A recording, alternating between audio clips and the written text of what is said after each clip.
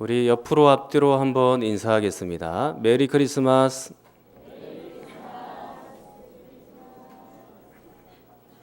네, 메리라는 말이 즐겁다라는 뜻이고, 크리스가 크라이스트, 그러니까 그리스도죠.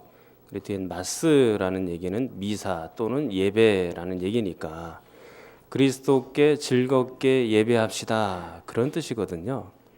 그래서 여러분들이 그 의미를 아시고 한 번 더 인사하겠습니다. 메리 크리스마스. 끝난 거예요 벌써? 알겠습니다. 우리 예수 그리스도의 탄생과 그 기쁜 소식이 여러분의 가정과 직장 가운데 충만하기를 간절히 축원합니다. 교회 생활을 하다 보면 교회의 용어에 좀 익숙해져야 될 필요가 있습니다. 교회 용어 중에 보면 섭리라는 단어가 있는데, 섭리가 무슨 뜻입니까?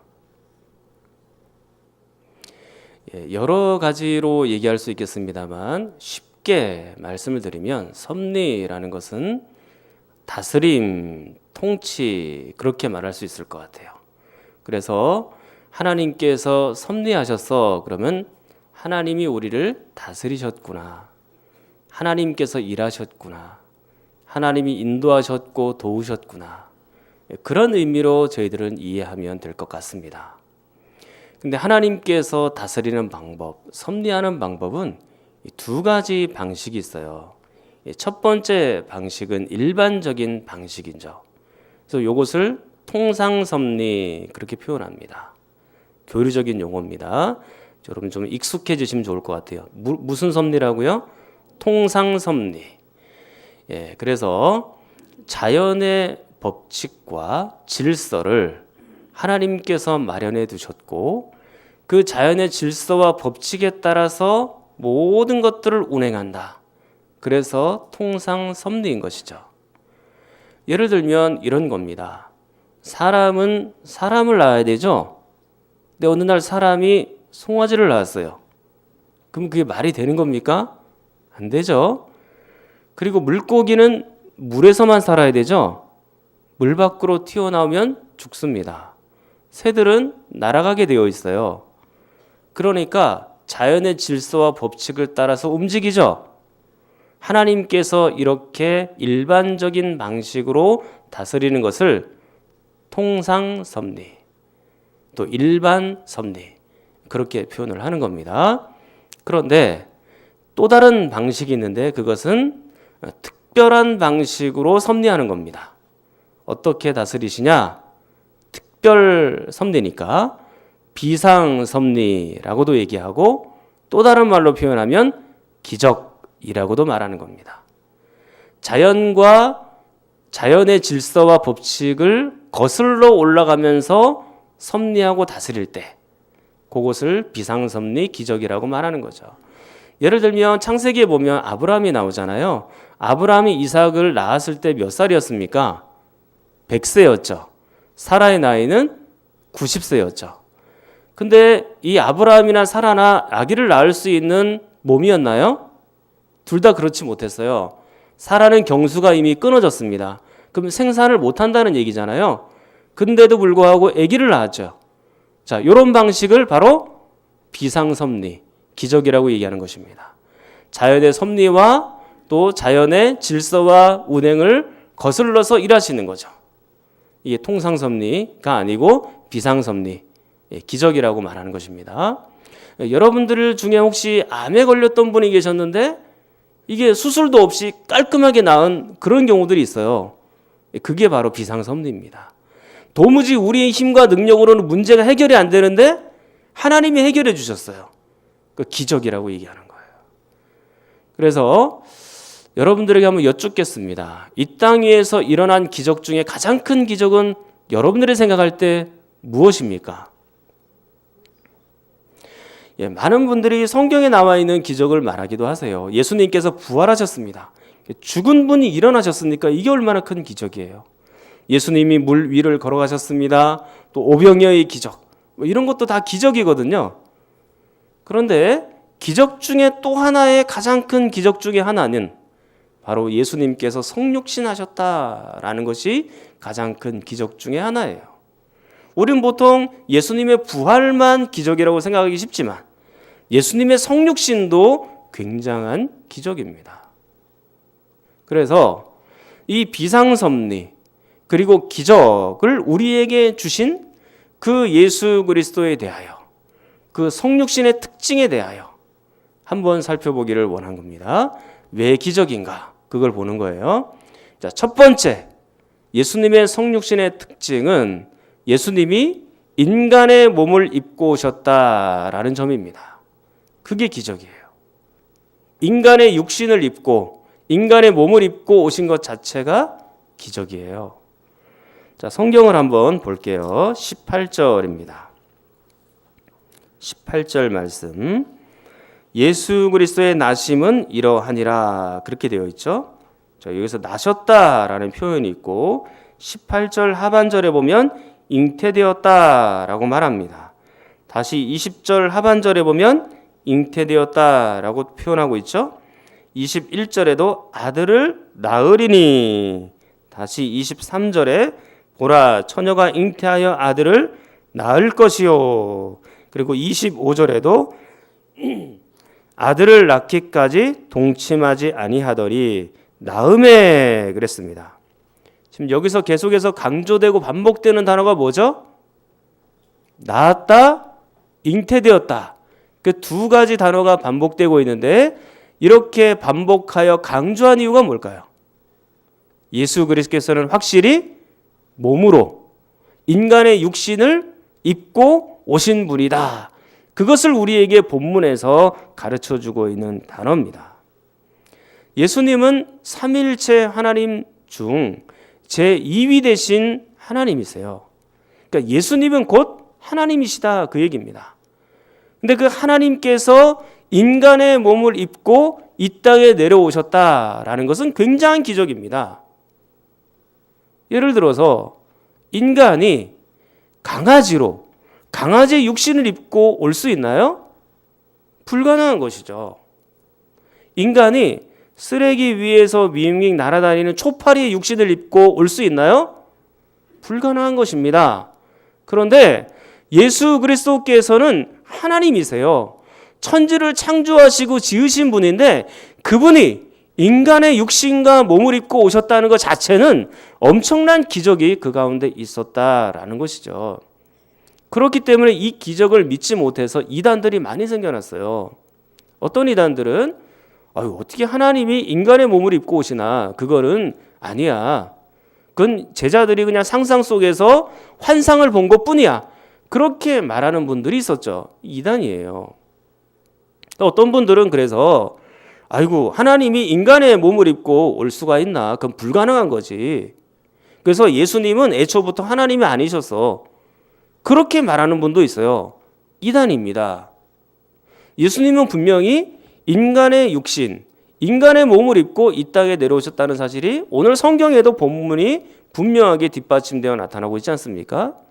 그리고 예수님 스스로도 나는 인간의 몸을 입고 왔다라고 정확하게 말씀하신 적이 여러 번 있습니다. 성경을 한번 찾아보겠습니다. 마태복음 26장 26절입니다.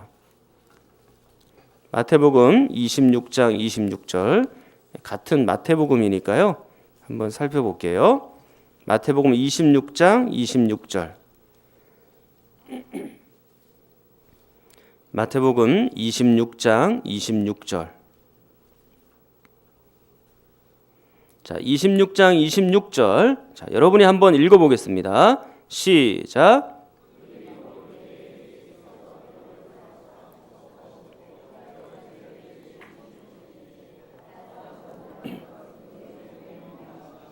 그렇죠. 예수님께서 십자가에서 달려 돌아가시기 전날 밤에 제자들에게 떡을 주시면서 내 몸이라고 얘기하잖아요. 그러니까 육신이 있고 몸이 있으니까 내 몸이라고 증언하고 얘기하는 거예요. 요한복음 8장 40절에도 이와 비슷한 말씀이 있습니다. 이렇게 말씀합니다. 지금 하나님께 들은 진리를 너희에게 말한 사람인 나를 죽이려 하는도다 그랬습니다. 예수님 자신을 사람이라고 표현했어요. 그러니까 하나님이시면서 동시에 육신을 입고 있는 사람이다라고 표현을 한 겁니다. 사도 바울도 예수님을 사람이라고 표현한 적이 있습니다. 자, 로마서 5장 15절에 보면 이렇게 되어 있습니다. 그러나 이 은사는 그 범죄와 같지 아니하니 곧 한 사람의 범죄를 인하여 많은 사람이 죽었은즉 더욱 하나님의 은혜와 또한 한 사람 예수 그리스도의 은혜로 말미암은 선물은 많은 사람에게 넘쳤느니라 그랬습니다. 사도 바울이 예수님을 뭐라고 표현했습니까? 사람이라고 표현했죠. 그러니까 육신을 입고 이 땅에 오셨다라는 것을 반증하고 뒷받침하고 있는 말씀이에요. 그리고 또 하나 사도 요한도 예수님의 육체로 오심을 증언하였습니다. 요한일서 4장 2절 3절에 보면 이렇게 되어 있죠. 이로써 너희가 하나님의 영을 알지니 곧 예수 그리스도께서 육체로 오신 것을 시인하는 영마다 하나님께 속한 것이요 만약에 예수 그리스도의 육체로 오심을 시인하지 않으려 하는 영은 하나님께 속한 것도 아니고 이것이 곧 적그리스도다라고 얘기합니다. 그러니까 예수님께서 몸과 육신으로 오신 것을 부인하는 사람들은 뭐예요? 적그리스도. 그리스도께 대적하는 사람. 그리고 이단이라고 우리에게 설명하고 말하고 있는 것입니다. 자, 어떻습니까? 그렇다면 확실히 예수님은 인간의 몸을 입고 이 땅에 기적적인 방법으로 오셨다라는 것을 알 수가 있는 것이죠. 사랑하는 여러분, 예수님께서 그렇다면 왜 이런 선택을 하셨을까요? 왜 이런 선택을 하셨습니까? 뭐 여러 가지가 이유가 있습니다만 오직 한 가지만 여러분들에게 오늘 설명을 드리자면 바로 인간의 불순종 때문에 그런 것입니다. 하나님께 대한 불순종 때문에 인간에게 죄가 들어왔고 타락이 있고 그 타락 이후에 인간은 많은 욕심을 갖게 되었고 다른 사람들의 것을 강제로 빼앗고 훔치고 약탈하고 전쟁하고 다른 사람들을 살육하고 살인하고 미워하고 이런 일들이 생겨나게 된 것이죠. 그리고 무엇보다 하나님과 멀어지게 된 겁니다. 도무지 구원의 여망이 없이 다 죽어있는 그런 몸이 되었다라고 말씀하고 있는 것이죠. 그 영혼들과 그 몸을 구원하기 위하여 예수 그리스도께서 이 땅에 내려오신 것입니다. 우리의 불순종을 순종으로 돌려놓고 거룩함으로 다시 한번 회복시키기 위하여 예수 그리스도께서 이 땅에 내려오신 것이죠. 우리를 너무나 사랑하는 나머지 그 인간을 죽도록 내버려 둘 수가 없었던 것입니다. 그래서 그 인간을 다시 살리시고자 예수께서 오신 것이죠. 그렇기 때문에 예수 그리스도께서 이 땅에 성육신 하신 것을 한 단어로 표현하자면 희생이라고 표현하겠습니다. 우리 편에서 보면 예수님이 이 땅에 오신 것은 감사하고 기쁨이고 행복이에요. 그러나 하나님 편에서 보면 희생과 대가를 치르신 겁니다. 예수님께서 굉장히 큰 보좌의 하늘 영광을 다 소유하신 분이세요. 그런데 그걸 다 박차시고 이 땅에 낮고 천한 인간의 몸으로 입고 오셨으니까 얼마나 큰 대가와 희생을 치르신 거예요. 그러므로 여러분들이 신앙생활, 믿음생활 할 때는 우리도 역시 그리스도를 위하여 희생과 대가를 치르면서 살아야 되는 겁니다. 희생과 대가라고 했으니까 여러분들은 아마 그러면 헌금을 많이 드려야 될까요? 그 물질을 좀 드리고 또 시간을 많이 드려야 될까요?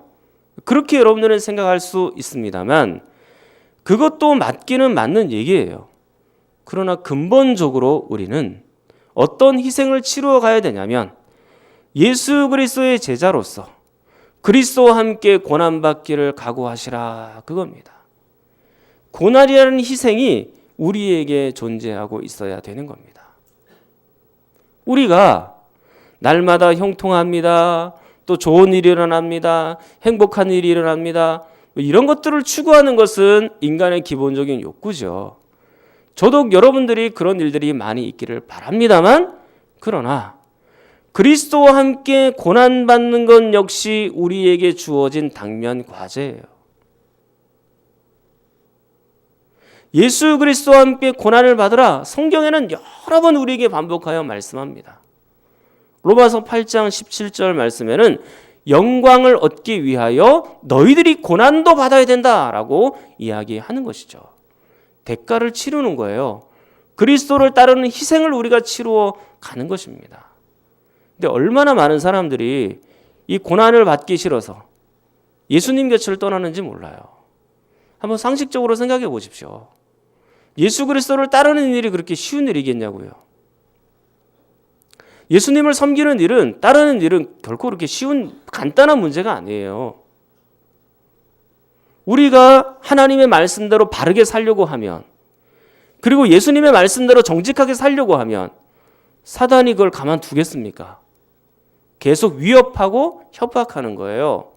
환경을 뒤집어 놓고, 그리고 다른 사람들을 시켜서 우리에게 박해를 가하게 하고 또 유혹도 하고, 이런 여러 가지 일들을 사단이 계속해서 끊임없이 넘어뜨리기 위해서 하는 겁니다. 그렇기 때문에 우리가 그리스도와 함께 고난받기를 각오해야 되는 것은 당연한 거예요. 그리스도께서 우리를 위하여 고난받으셨으므로 우리도 그리스도를 위하여 고난받고 희생하는 것은 당연하다라는 점이죠. 그러나 저는 분명히 믿고 소망합니다. 만약에 여러분들이 그리스도를 위하여 고난받기로 각오하시면 그리스도께서 비상섭리 기적을 통하여 여러분들을 그렇게 안내하실 줄 믿습니다. 지금까지 하나님은 여러분들을 그런 방식으로 인도하신 거예요.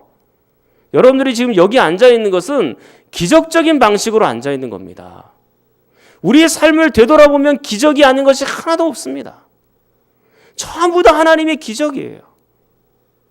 그 기적을 입고 우리가 지금 여기에 앉아있는 거니까 너무 그렇게 걱정하지 마십시오. 너무 그렇게 두려워 떨지 마십시오. 여러분의 삶에서 조금 어려운 일이 있다 할지라도 그리스도께서 또 이 모든 일들을 이겨나갈 수 있도록 용기를 주시고 힘을 주시겠지. 그런 담대함으로 살아가는 여러분이 되기를 축원합니다. 두 번째, 성육신의 특징. 뭐가 기적이냐? 예수 그리스도께서 동정녀의 몸에서 탄생하셨다라는 사실. 이게 기적입니다. 동정녀의 몸에서 탄생하셨다라는 거죠. 성경을 23절을 한번 볼게요. 23절입니다. 마태복음 1장으로 다시 돌아왔습니다. 1장 23절. 23절에 보면 이렇게 되어 있습니다. 보라, 처녀가 잉태하여 아들을 낳을 것이요. 그랬죠? 여기서 처녀는 결혼하지 않은 처녀, 남자를 전혀 알지 못하는 처녀를 말하는 것입니다. 그러니까 영어로 하면 버진이죠. 버진. 그래서 전혀 남자와 접촉이 없었던 그런 동정녀를 처녀라고 표현을 하고 있는 것입니다. 그러니까 이 동정녀의 몸에서 예수님께서 탄생하셨으니 그것 자체가 기적 아닙니까? 이 동정녀 탄생을 조금 더 우리가 살펴보기를 원하는데요. 18절을 한번 보겠습니다. 18절.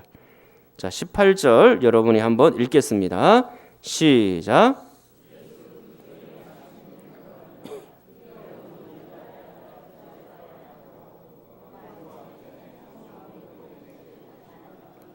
네, 그렇습니다. 우리가 여기서 두 개의 단어에 유의를 하셔야 되는데 하나는 약혼이라는 단어고 하나는 동거하기 전에라는 단어입니다. 먼저 약혼이라는 단어를 생각해 보도록 하겠습니다. 유대인의 결혼 풍습 중에는 결혼 절차가 세 가지로 진행되는 경우들이 있습니다. 첫 번째 절차는 약혼이죠. 말 그대로 결혼을 약속하는 겁니다. 근데 여기에는 법적인 구속력이 없어요. 그런데 두 번째 단계는 정혼이라는 단계가 있습니다. 이 정혼은요, 법적인 구속력을 가집니다. 그래서 두 사람이 부부처럼 결혼한 것처럼 그렇게 여겨지는 겁니다. 단지 결혼과 다른 게 있습니다. 동거하고 동침하지 않는 것입니다. 그러니까 각각 어머니 집에서 이 신랑 신부 자기의 그 본래 살던 집에서 1년 정도를 그렇게 사는 거예요.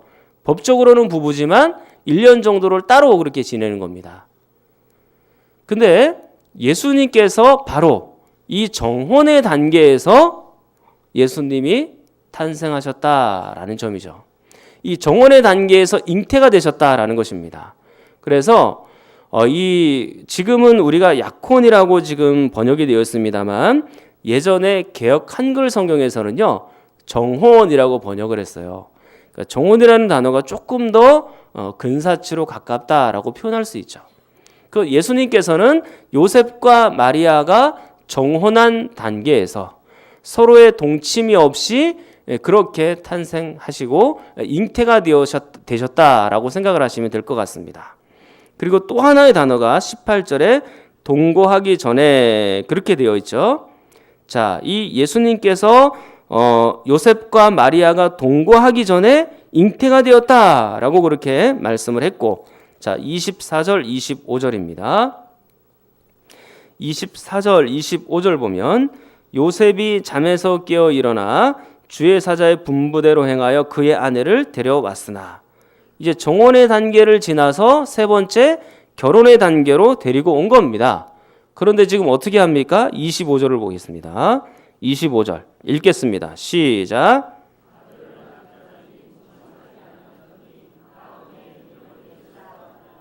그렇죠. 아들을 낳기까지 동침하지 않았다. 결혼 단계까지 갔는데도 불구하고 이제 그 아들을 낳기까지, 예수님을 낳기까지 동침하지 않았다라고 말씀하고 있죠. 말 그대로 동정녀 마리아의 몸에서 탄생하게 된 겁니다. 목사님, 저희들은 동정녀 마리아의 몸에서 탄생한 사실을 교회 다니는 사람이면 누구나 다 알고 있는데 뭘 그렇게 성경을 통해서 또 보고 확인하고 그렇게 합니까? 왜 그럴까요? 중요하니까요. 대답은 간단합니다. 중요하니까 강조하는 거예요. 그래서 심지어는 바른 교리는 아니에요. 그런데 천주교에서는 이 마리아가요 평생 동정녀로 살았다라고 교리를 가르칩니다. 그 정도예요. 그러니까 이게 바른 교리는 아니, 상식적으로 보세요. 예수님의 동생들이 있었죠. 예수님의 동생들은 마리아와 요셉이 부정 모혈을 통하여 정상적인 관계 속에서 태어난 사람들이에요. 그러나 예수님은 동정녀 마리아의 몸에서 태어난 거죠. 그래서 그만큼 동정녀가 강조될 수밖에 없고 매우 중요한 겁니다. 그래서 사도신경에도 보면 어떻게 해요? 우리가 성령으로 잉태하사, 그 다음에는요 동정녀 마리아의 몸에서 나시고, 그렇게 돼 있잖아요. 그래서 우리는 예배 드릴 때마다 매번 강조하고 또 매번 신앙으로 고백하고 동정녀의 몸에서 예수님이 나셨습니다 라고 계속해서 강조하는 겁니다. 중요하니까. 왜 중요할까요? 왜 중요할까요? 그러면 그것은 바로 예수 그리스도의 거룩성 때문에 그런 겁니다. 예수 그리스도께서 죄가 없으시다라는 것을 증명하는 거예요.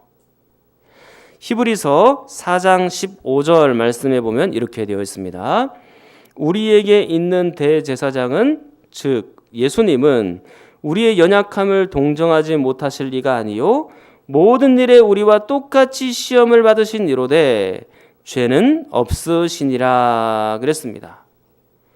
예수님께서 분명 인간의 몸을 입고 오셔서 피곤하기도 하고 배가 고프시기도 하고 사단의 시험도 받으시고 그렇게 했지만 사단의 시험에 넘어가서 죄를 짓는 분이 아니고 절대로 죄가 없습니다 라는 것을 보여주는 것이 바로 동정녀 마리아의 탄생의 모습인 겁니다.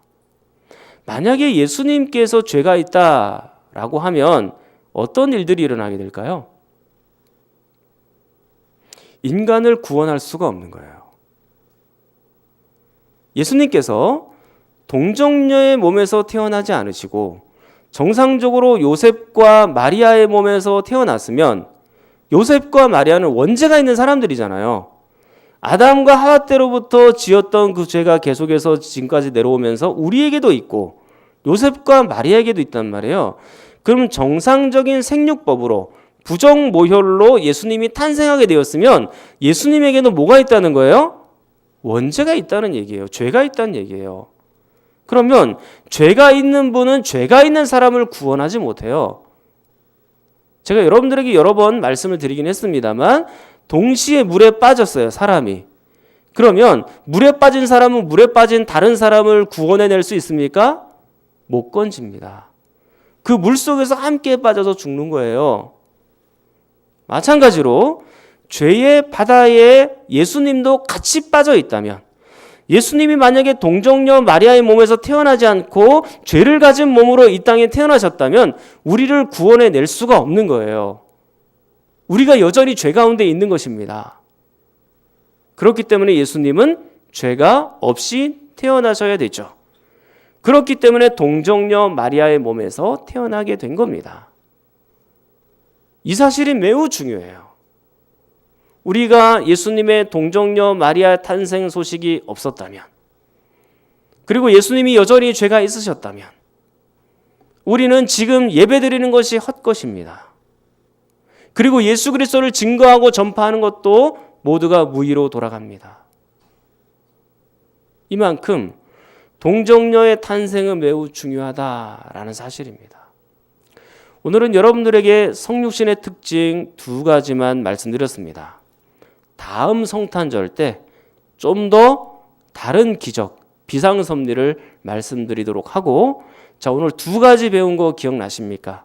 성육신의 특징 뭡니까? 첫 번째로는 인간의 몸과 육신을 입고 내려오셨다. 두 번째는요, 동정녀의 몸에서 탄생하셨다. 라는 이 2가지 사실을 가슴에 깊이 염두에 두시고 이 땅에 살아가는 동안에 생이 끝날 때까지 흔들림 없이 신앙의 전진을 이루어가는 여러분이 되기를 간절히 축원합니다. 한번 통성으로 기도하겠습니다. 하나님 아버지, 예수님께서 인간의 몸을 입고 이 땅에 오셔서 우리를 구원하여 주심을 감사합니다.